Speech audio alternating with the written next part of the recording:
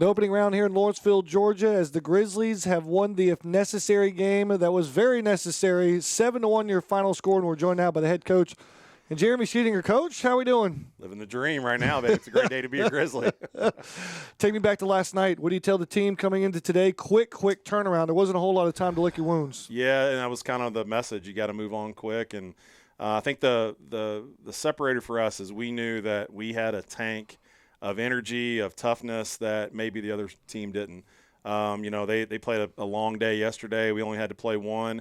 But I just go back to, man, the way that we've trained from minute one with this group. We tried to build, and we call it invested, get invested so that we had something to go to. And that was our conversation there in the top of the sixth right before we went to bat. Like, we got to dive into that, and the players responded. And it was a quick turnaround, but for us, man, I mean, it was just a matter of getting back and playing baseball. You've been in this dugout for a number of years now. Put that Freed-Hardeman team in perspective for me. We've seen Tennessee Wesleyan. We've seen Mobile, Loyola this season, along with others. Put what they did here in Lawrenceville this week in perspective for me. Well, and I told Jess, man, his first year, I mean, he's built a tough club, and Freed-Hardeman's got a tremendous reputation and tradition. Jonathan Estes did a fantastic job even before him, the Chuck Boxes of the world that built that program up. But what Jess has done this year, man, he started to get a group halfway through that season to start believing. When they got here, there was a ton of belief. We knew that they'd be a tough task to beat and again, beat twice. But what they did yesterday, man, to battle back and create that opportunity for us to play the if necessary game today, a lot of credit goes to his program and obviously his coaching staff and his players. If I had told you this morning before this game started that Ben Harris was going to throw 5 innings of one-run ball, would you have taken that? We were selling 3. We just wanted 3. We had some really good bullets down there in the bullpen, and we just want to get through 3. But I told Dale on the way as he kept going, and what a great pitching duel, what a great college baseball game, and it was like first team to blink.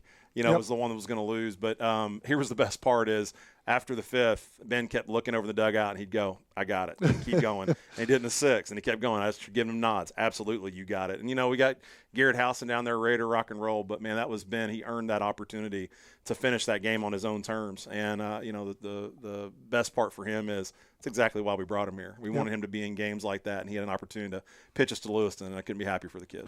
For this team, they scored today different than what they normally have. We can bang doubles off the wall, hit it over the fence. We tend to trot sometimes. We'll walk a little bit. We'll run on the bases. But 11 hits go on the board, which that isn't the new part. But it was very much take what they can give you, and that's what this team did.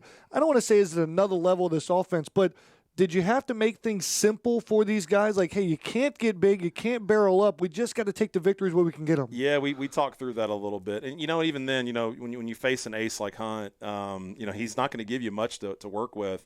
But I think the beauty of the group, and I'll say this over and over, how selfless this group is. It didn't matter if I didn't hit the double. It was literally dig your heels and have a great at-bat. Kyle Norton's at-bat there in the middle innings sort of shifted the dynamic. Braxton had a couple of at-bats. Blaze with a big walk late. Like, those at-bats speak to the toughness of the group, but that was the mindset shift we needed.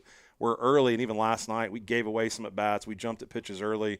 Felt like we expanded our zone a little bit, which is not indicative of what we do offensively. We got back to championship strike zone today, and that became the difference. And then, of course, being opportunistic. Like, when they create errors, they create moments for you, you've got to push across. A single digit never looks as sexy as a crooked number. And so we want to make sure we put crooked numbers up today, and we did that.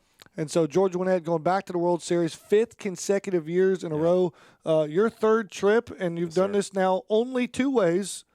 Dramatically through the if necessary and about as smooth as you can go in a 14 bracket. Which one do you prefer? Well, I loved last year where we just cruised through and it was no big deal. But here's the beauty, and everybody, talks about the home games that we play, and we play a lot of games out of that third base dugout. We're a hard team to beat coming out of this first base dugout. It's 2 years in a row I've watched that dog pile from that perspective. And I'm going to tell you, that was part of the conversation last night. Hey, remember, we get to go across the way, and all we do is win out of that dugout. And so it's an awesome – here's the best part, Matt, and I don't want to get emotional going into this, but, man, the people that are inside this program, they deserved to see that Valley in Lewiston. All the new faces that we have and all the great folks that we brought, man, they deserve to have that trip to Lewiston, and I couldn't be more proud to be their coach, and I'm going to be so excited to watch those smiles as we cross over in the Valley. I think that's going to be the fun part because, yes, it's the program's 5th time in a row, but 20-plus players have never taken this trip ever before. Do you see it taking their game, the excitement level, getting them even Maybe into another level at the World Series. Wait till we take BP.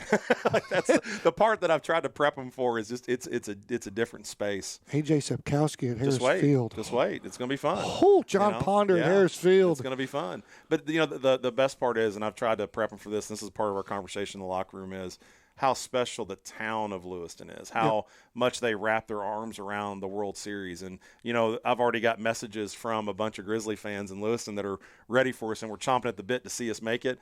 That's what I'm most excited for, is to show them that the level they chose, the World Series, and they earned that trip. Now they get to reap the rewards and see some great people, and we get to rehash some old friendships and create some new ones, but go play a great World Series bracket. Looks like it's drawn up. Some great teams are going to be out there, and we just hope to go out there and play Grizzly baseball. Coach, as always, congratulations. Thank you so much. Appreciate it. The Grizzlies are on their way. Sit back, relax, and enjoy the show in Lewiston, Idaho for Georgia Gwinnett at the World Series.